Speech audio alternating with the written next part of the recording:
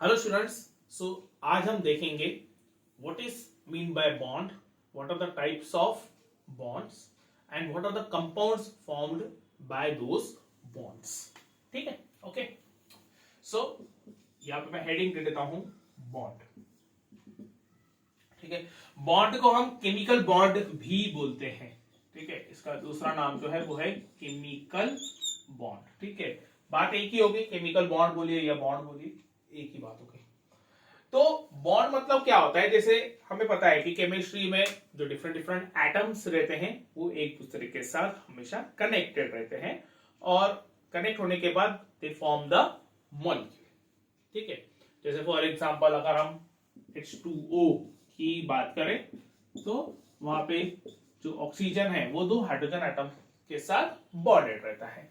ठीक है, सिमिलरली अगर हम NH3 अमोनिया की बात करें तो जो नाइट्रोजन है वो तीन हाइड्रोजन एटम्स के साथ बॉन्डेड रहता है।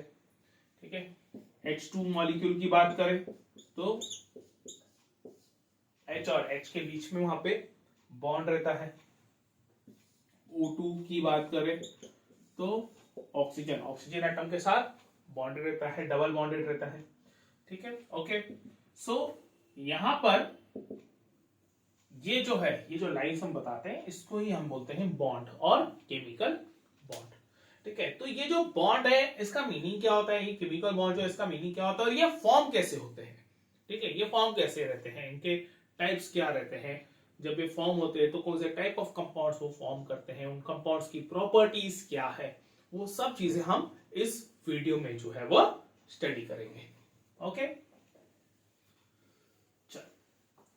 सो स्टार्ट करते हैं with the definition of the chemical bond और द बॉन्ड।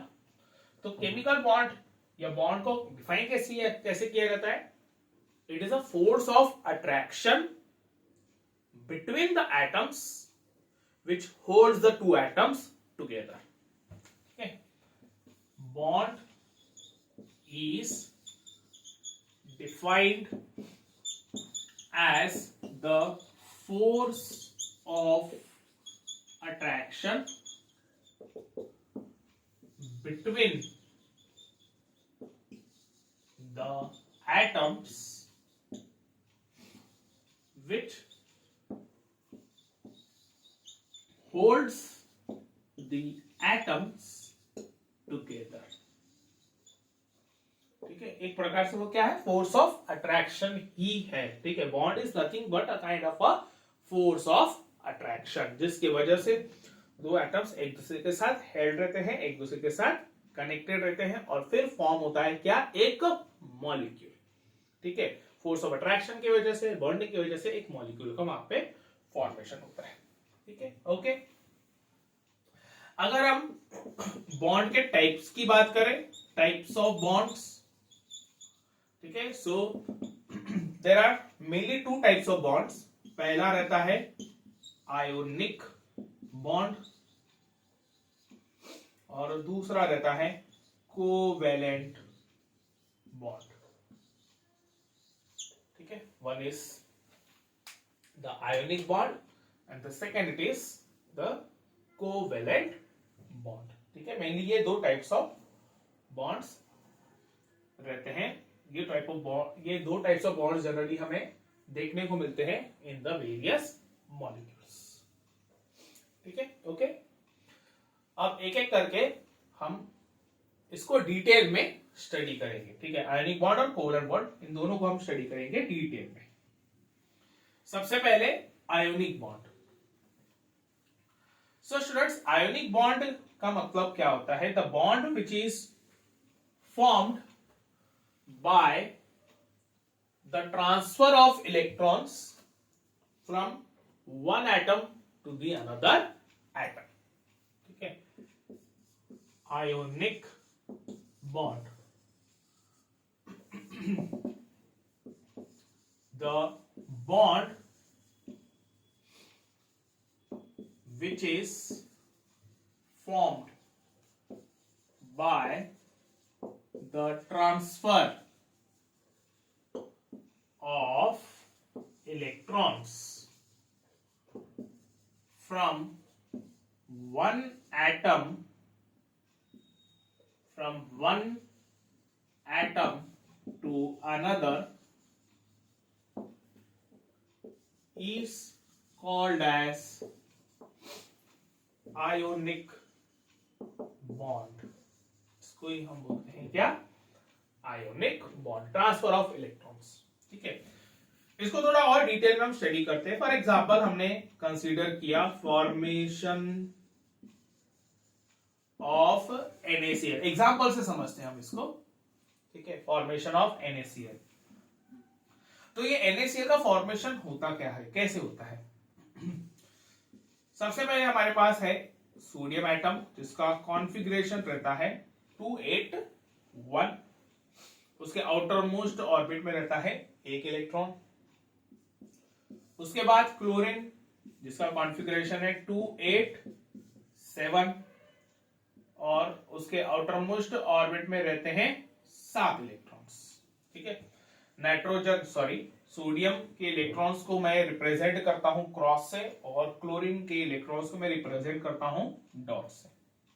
ठीक है, अब यहां पे ये जो सोडियम है वो अपना एक इलेक्ट्रॉन ट्रांसफर करता है और वो पूरी तरीके से अपना इलेक्ट्रॉन दे देगा किसको? क्लोरीन को।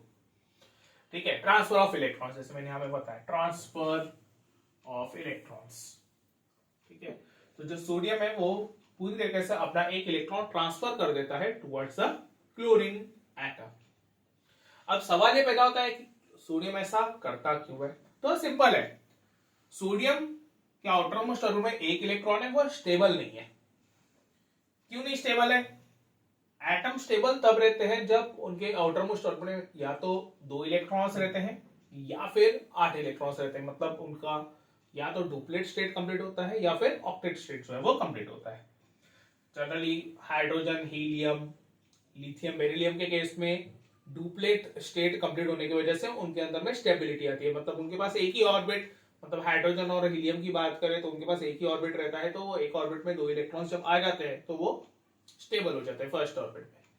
और लिथियम, बेरिलियम हालांकि उनके पास 2-2 ऑर्बिट्स रहते हैं, लेकिन वो जनरली इलेक्ट्रॉन लूज करके जो है अपना एक ऑर्बिट कम कर देते हैं, इलेक्ट्रॉन्स कम कर देते हैं और डुप्लेट स्टेट अचीव कर लेते हैं, जिस वजह से उनके अंदर में स्टेबिलिटी आ जाती है। सो अल्टीमेटली जो एटम्स है वो इलेक्ट्रॉन लूज और गेन करते हैं just to gain the stability, और स्टेबिलिटी मिलती है जब उनका ऑक्टेट या डुप्लेट कंप्लीट होता है। यहां पर सोडियम जो है वो अपना ऑक्टेट कंप्लीट कर सकता है जब वो एक इलेक्ट्रॉन क्लोरीन को दे देगा। जैसे ही वो एक इलेक्ट्रॉन क्लोरीन को दे देगा तो इसका आउटर मोस्ट ऑर्बिट का एक इलेक्ट्रॉन जो है वो लूज हो जाएगा और बचेगा क्या? उसका कॉन्फ़िगरेशन 2,8। ठीक है, तो यहां पे आ जाएगा ये Na2,8 इलेक्ट्रॉन जो था उसने क्लोरीन को दे दिया। ठीक है, तो क्लोरीन के पास एक इलेक्ट्रॉन आ गया। अब इसमें क्लोरीन का भी फायदा हो गया। क्लोरीन का फायदा ये हुआ कि जब सोडियम ने एक इलेक्ट्रॉन क्लोरीन को दे दिया तो क्लोरीन के आउटर मोस्ट ऑर्बिट में जहां पहले 7 इलेक्ट्रॉन्स थे अब 8 हो गए। ठीक है, 1 2 3 4 5 6 और ये 7 8, तो इसका भी कॉन्फ़िगरेशन बन गया 2,8,8। अब दोनों स्टेबल हो गए। ठीक है, बट यहां पे एक चेंज हुआ है। सोडियम क्योंकि इलेक्ट्रॉन लूज कर रहा है तो उसके ऊपर आएगा एक पॉजिटिव चार्ज। क्लोरीन क्योंकि इलेक्ट्रॉन गेन कर रहा है तो उसके ऊपर आएगा ये नेगेटिव चार्ज। ठीक है, अब ऐसा क्यों? पॉजिटिव नेगेटिव चार्ज क्यों आया? ये तो न्यूट्रल थे पहले। न्यूट्रल इसलिए रहते हैं क्योंकि इनके पास जितने प्रोटॉन्स रहते हैं उतने ही इलेक्ट्रॉन्स रहते हैं। सोडियम के पास 11 प्रोटॉन और 11 इलेक्ट्रॉन, तो जितने पॉजिटिव चार्ज उतने ही नेगेटिव चार्ज रहते हैं, तो नेट चार्ज 0 हो जाता है। न्यूट्रॉन का कोई चार्ज रहता ही नहीं है। सिमिलरली क्लोरीन के पास भी 17 प्रोटॉन और 17 इलेक्ट्रॉन रहते हैं, मतलब जितने प्रोटॉन उतने इलेक्ट्रॉन रहते हैं, जितने पॉजिटिव उतने ही वहां पे नेगेटिव चार्ज रहते हैं, तो अगेन न्यूट्रल हो जाता है वो। बट यहां पे आने के बाद क्या होता है, उनका एक एक इलेक्ट्रॉन कम हो गया। प्रोटॉन्स तो उतने ही है, प्रोटॉन्स तो वहां पे चेंज नहीं होते। जैसे यहाँ पे 11 प्रोटॉन्स है, लेकिन इलेक्ट्रॉन कितने हो गए? 10, और यहाँ पर 17 प्रोटॉन है और इलेक्ट्रॉन कितने हो गए? 18। यहां से एक इलेक्ट्रॉन कम हो गया, 10 हो गया, और यहां से एक इलेक्ट्रॉन बढ़ गया, 18। तो अब अगर नेट चार्ज देखा जाए तो 11 प्रोटॉन और 10 इलेक्ट्रॉन, मतलब +11 और -10, तो ये होता है +1, ये आ गया +1। और यहां पर +17 -18, तो यहाँ पे चार्ज आ गया -1, ये -1। ठीक है, ओके। अब इन दोनों ऑपोजिट चार्जेस की वजह से इनके बीच में एक फोर्स ऑफ अट्रैक्शन आता है। हमने यहाँ पे लिखा है ना, ट्रांसफर ऑफ इलेक्ट्रॉन्स की वजह से एक बॉन्ड तैयार होता है। ठीक है, और बॉन्ड मतलब क्या? Force of attraction between the two atoms. ठीक है, तो इन ऑपोजिट चार्जेस के वजह से उनके बीच में एक फोर्स ऑफ अट्रैक्शन आता है, और उसी फोर्स ऑफ अट्रैक्शन को हम बोलते हैं क्या? Ionic bond. ठीक है, ये हो गया Na और Cl के बीच में आयोनिक बॉन्ड। कंपाउंड का नाम हो गया सोडियम क्लोराइड, और इसका जो बॉन्ड है वो है आयोनिक बॉन्ड।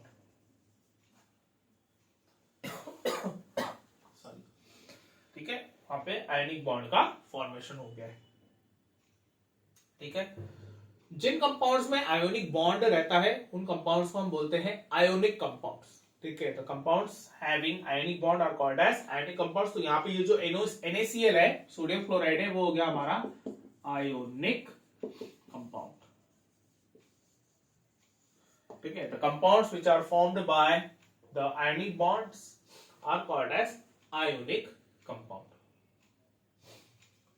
ठीक है, क्लियर? नोट कर लीजिए इतना। बहुत एग्जांपल्स है इसके, जो आयनिक बॉन्ड वाले मॉलिक्यूल्स रहते हैं, यानी जो आयनिक कंपाउंड्स रहते हैं, इसके बहुत सारे एग्जांपल्स है। जनरली मेटल्स और नॉन मेटल्स के बीच में ही ये आयनिक बॉन्ड का फॉर्मेशन होता है। ठीक है, उनके बीच में वहां पे ये फोर्स ऑफ अट्रैक्शन रहता है, क्योंकि मेटल जनरली क्या करते हैं? इलेक्ट्रॉन लूज करते हैं, नॉन मेटल जो है वो इलेक्ट्रॉन गेन करता है। ठीक है, इलेक्ट्रॉन लूज और गेन करने की वजह से उनके ऊपर चार्जेस आ जाते हैं, पॉजिटिव नेगेटिव चार्जेस, और वो उनके बीच में एक फोर्स ऑफ अट्रैक्शन क्रिएट होता है। ठीक, एक और एग्जांपल ले लेते हैं, then will move towards the ionic compounds और उसकी प्रॉपर्टीज। ठीक है, एक एग्जांपल और समझ लेते हैं इसमें। फॉर्मेशन ऑफ MgCl2, यानी कि मैग्नीशियम क्लोराइड।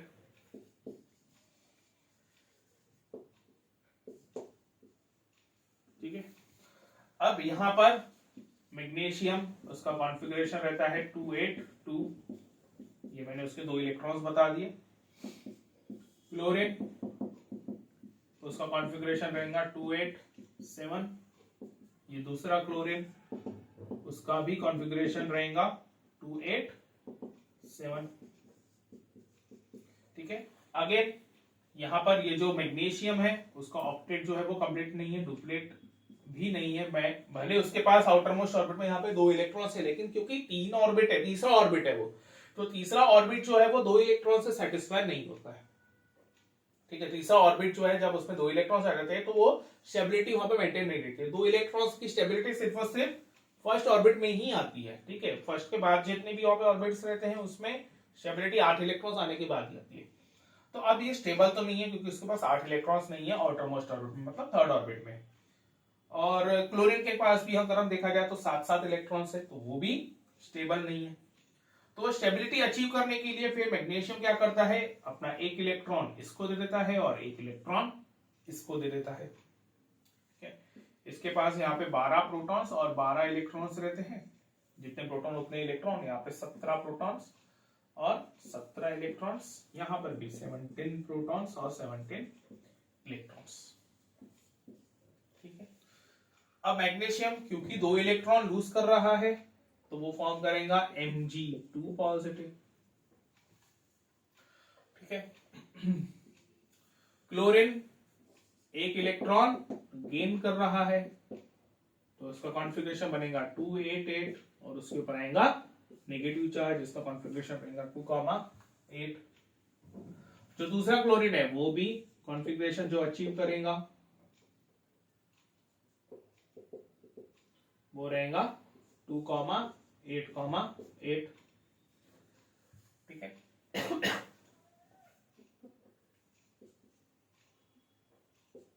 नाउ अगर यहां पे देखा जाए तो मैग्नीशियम के ऊपर 2 पॉजिटिव चार्जेस है, इस क्लोरीन के ऊपर एक निगेटिव और ये क्लोरीन के ऊपर एक निगेटिव। दोनों क्लोरीन को अगर मिलाया जाए तो टोटल नेगेटिव चार्ज जो रहेगा वो रहेगा 2 negative.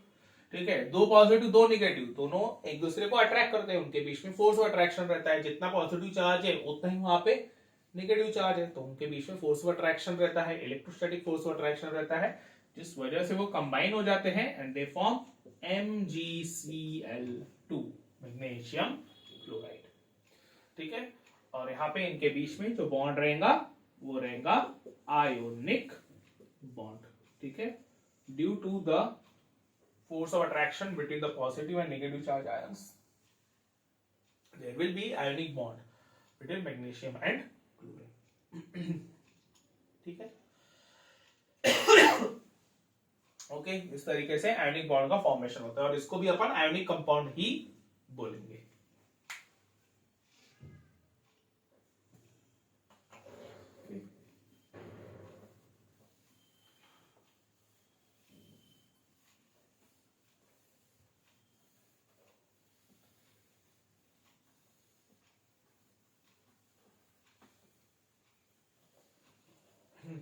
Next, ionic compound.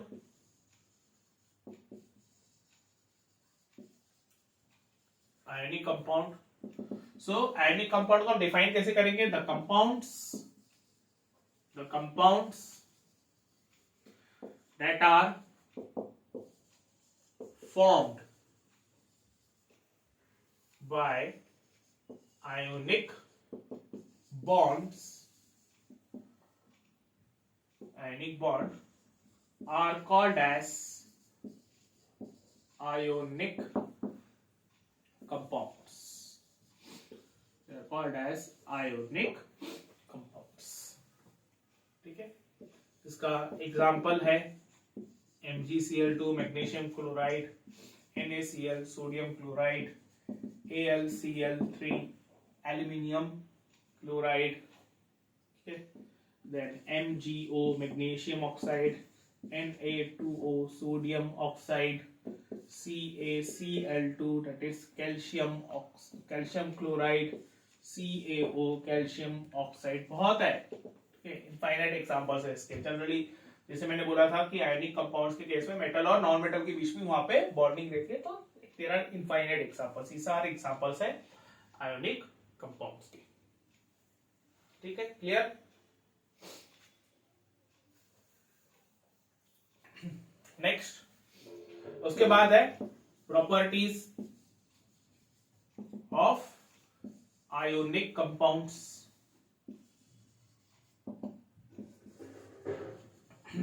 Properties of ionic compounds. ठीक है, तो टोटल 4 प्रॉपर्टीज है आयोनिक कंपाउंड्स की। पहला है ionic compounds are crystalline solids. Crystalline solids. ठीक है, अब इसका क्या मीनिंग हुआ? इसका मीनिंग ये होगा कि जो आयनिक कंपाउंड्स है उनका जो स्ट्रक्चर रहता है क्रिस्टल लाइक स्ट्रक्चर रहता है, यानी एक डेफिनेट स्ट्रक्चर रहता है। क्रिस्टल लाइक स्ट्रक्चर मतलब एक डेफिनेट उनका स्ट्रक्चर रहता है। जैसे फॉर एग्जांपल अगर हम सोडियम क्लोराइड की बात करें तो माइक्रोस्कोपिकली या स्पेक्ट्रोस्कोपिकली हम देख सकते हैं उसका स्ट्रक्चर जनरली ऐसा रहता है, क्रिस्टल, एक डेफिनेट क्रिस्टल स्ट्रक्चर रहता है। ठीक है, ज्योमेट्रिकल स्ट्रक्चर वहां पे रहता है इन कंपाउंड्स का, इसलिए हम उनको क्रिस्टलाइन सॉलिड्स जो है वो बोलते हैं। तो सॉलिड तो वो रहते ही है, ठीक है, उनकी जो स्टेट रहती है वो सॉलिड रहती है, लेकिन एक डेफिनेट क्रिस्टलाइन स्ट्रक्चर रहता है, डेफिनेट उनका स्ट्रक्चर रहता है। ठीक है, ओके। दूसरा, अब यहाँ पे क्योंकि आयनिक कंपाउंड्स में आयनिक बॉन्ड रहता है और आयनिक बॉन्ड एक बहुत ही स्ट्रॉन्ग फोर्स ऑफ अट्रैक्शन है, इसीलिए आयनिक कंपाउंड्स का जो मेल्टिंग पॉइंट और बॉइलिंग पॉइंट है वो बहुत ज्यादा रहता है। ठीक है, तो ionic compounds are having high melting point and boiling point due to strong force of attraction. ठीक है, they are having high melting and boiling point due to strong force of attraction. Force of attraction बहुत ही strong रहता है, इसलिए boiling point melting point उनका बहुत ज्यादा रहता है. ठीक है. तीसरी उनकी प्रॉपर्टी है कि these are, that is any compounds are soluble in water but insoluble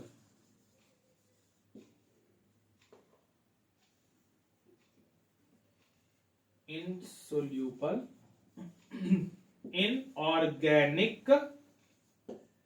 organic solvents, not inorganic solvents but in organic solvents, that is benzene, ether, alcohol, etc. जो ऑर्गेनिक कंपाउंड्स रहते हैं, ऑर्गेनिक लिक्विड्स रहते हैं, organic solvents रहते हैं, उनमें जो ionic compounds रहते हैं वो इनसोल्यूबल रहते हैं, वो सोल्यूबल नहीं रहते हैं, लेकिन पानी में वो इजीली सोल्यूबल हो जाते हैं. क्यों पानी में वो सोल्यूबल हो जाते हैं? क्योंकि उनके अंदर में चार्जेस रहते हैं, पॉजिटिव और नेगेटिव चार्जेस रहते हैं, और उन पॉजिटिव नेगेटिव चार्जेस की वजह से वो इजीली वाटर में डिसॉल्व हो जाते हैं. ठीक है. बट ऑर्गेनिक सॉल्वेंट्स में वहां पे चार्जेस नहीं रहते हैं, इसीलिए जो आयनिक कंपाउंड्स है वो उसमें इजीली डिसॉल्व नहीं हो सकते. जनरली जो चार्ज पार्टिकल्स रहते हैं वो चार्ज वाले सॉल्वेंट्स में ही डिसॉल्व होते हैं, और जो अनचार्ज वाले सब्सटेंसेस रहते हैं वो अनचार्ज वाले सॉल्वेंट्स में डिसॉल्व होते हैं. तो यहाँ पर आयनिक कंपाउंड्स में चार्जेस है, वाटर में भी चार्जेस है, इसलिए आयनिक कंपाउंड्स वाटर में डिसॉल्व हो जाता है. लेकिन ऑर्गेनिक सॉल्वेंट्स जो है बेंजीन, ईथर, अल्कोहल, उनमें चार्जेस नहीं रहते हैं, और क्योंकि उनमें चार्जेस नहीं है इसीलिए ये जो चार्ज पार्टिकल्स है, चार्ज कंपाउंड्स है, आयनिक कंपाउंड्स, वो उसमें डिसॉल्व नहीं हो पाते. ठीक है, क्लियर. उसके बाद लास्ट है कि ionic compounds can conduct electricity. Ionic compounds can conduct electricity in molten यानी कि लिक्विड स्टेट और इन देयर एक्वस सॉल्यूशन. ठीक है, मतलब वो वहां पे इलेक्ट्रिसिटी कंडक्ट कर सकते हैं या तो मोल्टन स्टेट में यानी कि लिक्विड स्टेट में, या फिर उनके एक्वस सॉल्यूशन में. ठीक है, और ऐसा इसीलिए क्योंकि जब वो मोल्टन स्टेट में रहते हैं या एक्वस सॉल्यूशन में रहते हैं तो वो फ्री आयंस फॉर्म करते हैं, फ्री चार्ज पार्टिकल्स वहां पे वो फॉर्म करते हैं. ठीक है, due to formation of free ions. ठीक है, due to formation of free ions. ठीक है, ओके. सॉलिड फॉर्म में रहते हैं तो वहां पे फ्री आयंस का फॉर्मेशन नहीं होता है. ठीक है, लेकिन जब वो मोल्टन फॉर्म में रहते हैं या फिर एक्वस फॉर्म में रहते हैं तो वो आयंस फॉर्म करते हैं, इसलिए उनके थ्रू इजीली इलेक्ट्रिसिटी कंडक्ट हो जाती है. That's why we say that ionic compounds are very good conductor of electricity. ठीक है, okay. So this was all about the ionic compounds and ionic bond. उसके बाद नेक्स्ट है कोवेलेंट बॉन्ड. कोवेलेंट बॉन्ड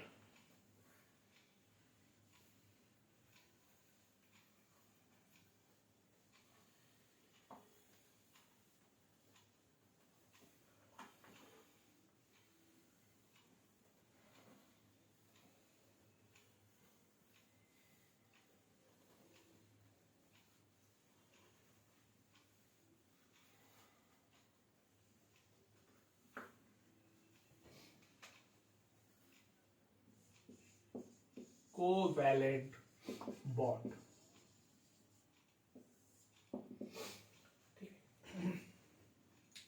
अब covalent bond का मतलब क्या होता है? द बॉन्ड मतलब ही फोर्स ऑफ अट्रैक्शन। बॉन्ड हम बोल चुके, क्या रहता है? Force of attraction.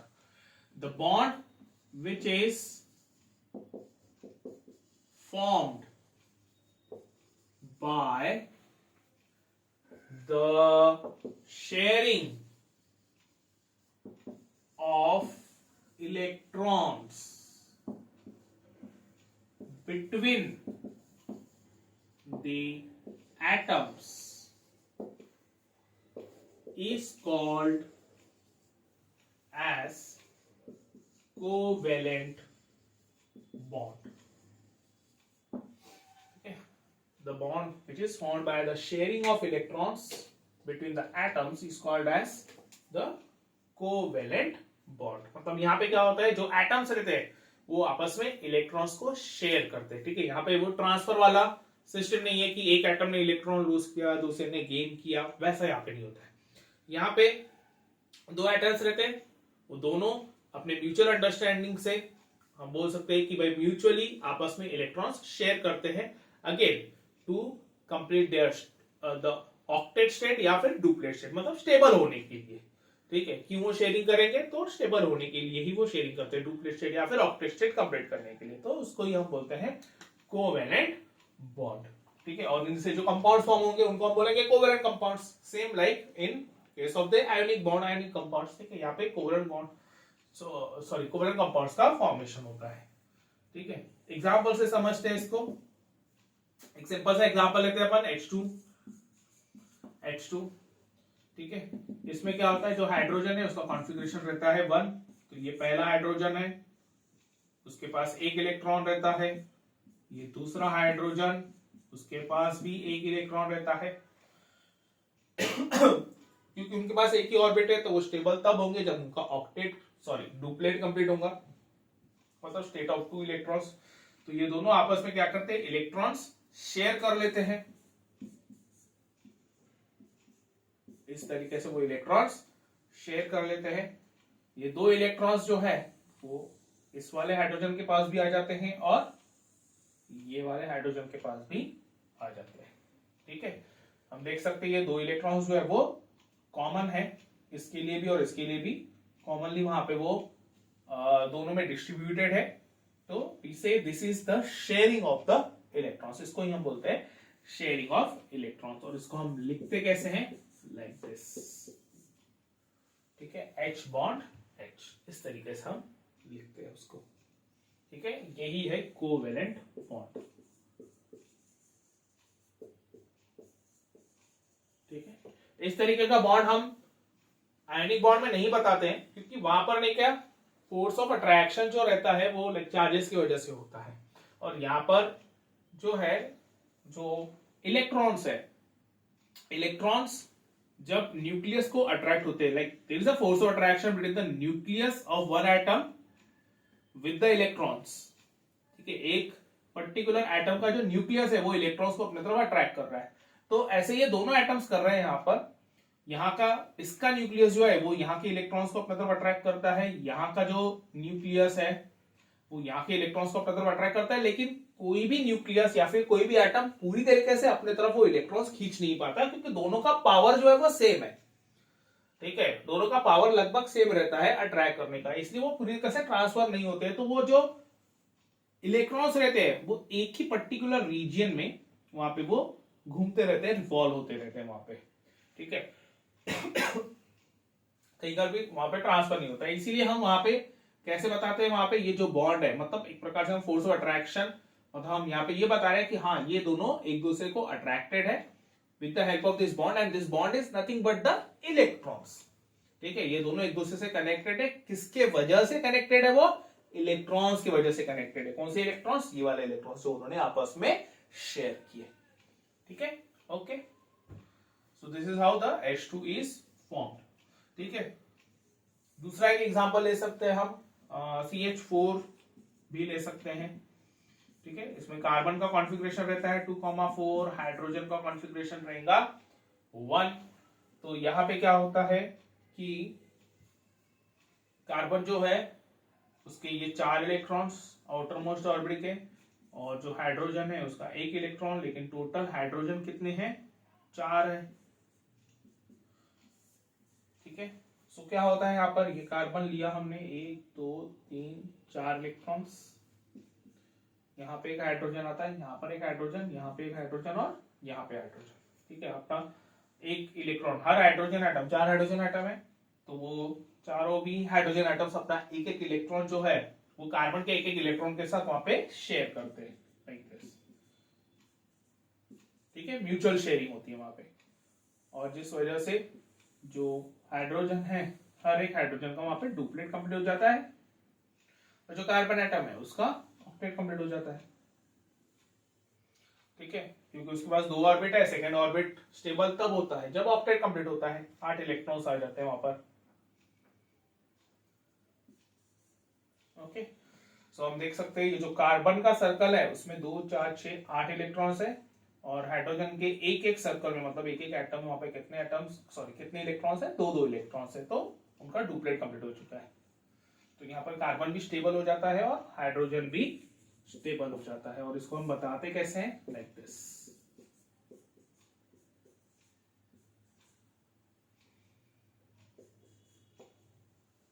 ठीक है, CH4 that is methane,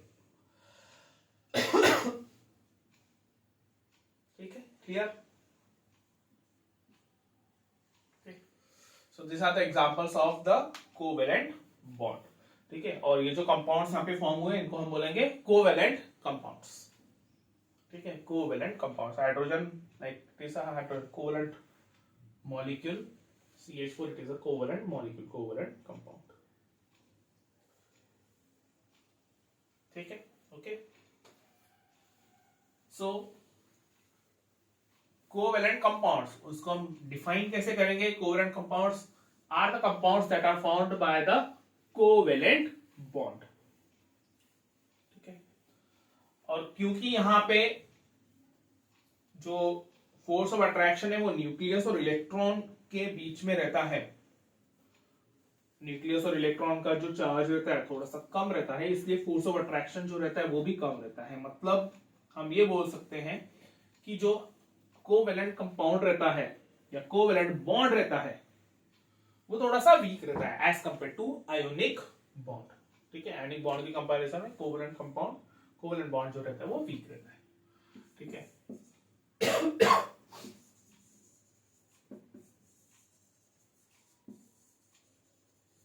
Okay, covalent compound. Okay. The compound formed by covalent bond is called as covalent compound. ठीक है, the compound formed by covalent bond is called as covalent compound. ठीक है, okay. Next, properties of covalent compounds.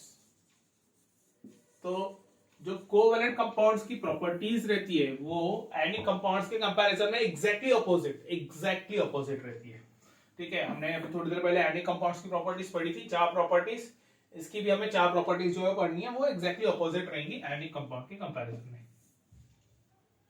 Okay. तो ionic compound के case में हमने जो पहली प्रॉपर्टी पढ़ी थी वो थी कि ionic compounds are solid in state और वो क्रिस्टलाइन सॉलिड रहते हैं। कोवेलेंट कंपाउंड के केस में ये ज्यादातर जो कोवेलेंट कंपाउंड्स रहते हैं वो लिक्विड्स या फिर गैसेस रहते हैं, बहुत कम ऐसे हैं जो सॉलिड्स रहते हैं, ठीक है। So most of the covalent compounds are liquids or gases, only few are solid in state, ठीक है। कुछ ही जो रहते हैं वो सॉलिड स्टेट में रहते हैं, बाकी ज्यादातर जो रहते हैं वो रहते हैं लिक्विड्स और गैस स्टेट में, ठीक है। ऐसा क्यों? वो इसीलिए क्योंकि कोवेलेंट बॉन्ड जो है वो वीक बॉन्ड है, फोर्स ऑफ अट्रैक्शन बहुत कम रहता है, इसीलिए स्टेट जो रहती है वो भी लिक्विड्स और गैसेस में ही रहती है। हमें पता है लिक्विड्स और गैसेस में फोर्स ऑफ अट्रैक्शन कम रहता है, ठीक है।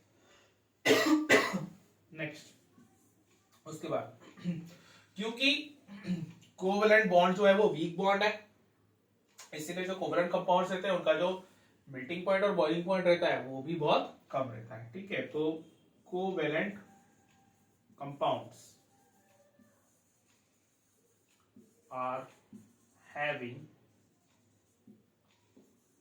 low melting point and boiling point due to weak force of attraction,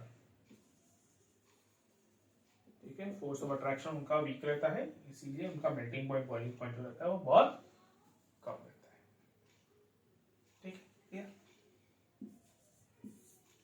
next, number 3, covalent compound के केस में चार्जेस नहीं रहते हैं, ठीक है। और क्योंकि चार्जेस नहीं रहते हैं तो इसलिए वो वाटर में इनसोल्यूबल रहते हैं, ठीक है, बट ऑर्गेनिक सॉल्वेंट्स में सोल्यूबल रहता है, ठीक है। So right here covalent compounds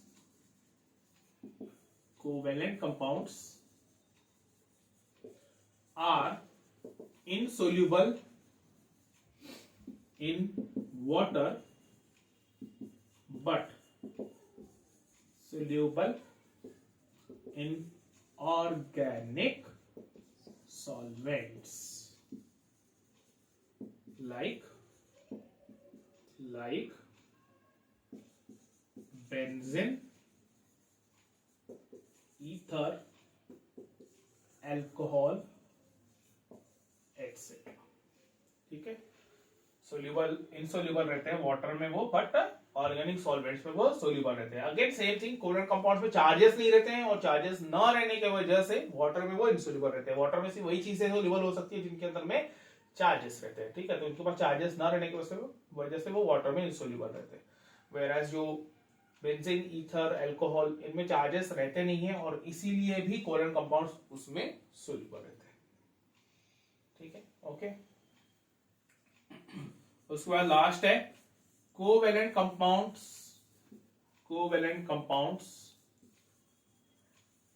do not form ions, neither they form free charges, so they do not conduct electricity, ठीक है। they do not conduct electricity, ठीक है, क्योंकि वो free charges, free ions form नहीं करते हैं, इसीलिए वो इलेक्ट्रिसिटी कंडक्ट नहीं कर सकते, लेकिन आयनिक कंपाउंड से वो इलेक्ट्रिसिटी कंडक्ट कर सकते हैं, ठीक है। So these are the properties of covalent compounds and all about the covalent compounds, ठीक है। जनरली इसके ऊपर क्वेश्चंस जो आते हैं like define ionic bond, covalent bond, या फिर define ionic compounds and covalent compound, या फिर distinguish between ionic compounds and covalent compounds. तो डिस्टिंग्विश अगर आ गया तो आप ये चार प्रॉपर्टीज जो है डिस्टिंग्विश के तौर पे वहां पे लिख सकते हो, ठीक है। 4 डिफरेंसेस आप इजीली लिख सकते हो। 2 या 3 मार्क के लिए जनरली क्वेश्चन जो है वो पूछा जाता है, ठीक है। So students, this was all about the ionic compounds, covalent compounds, ionic bond, covalent bond and bond. See you in the next lecture. Thank you.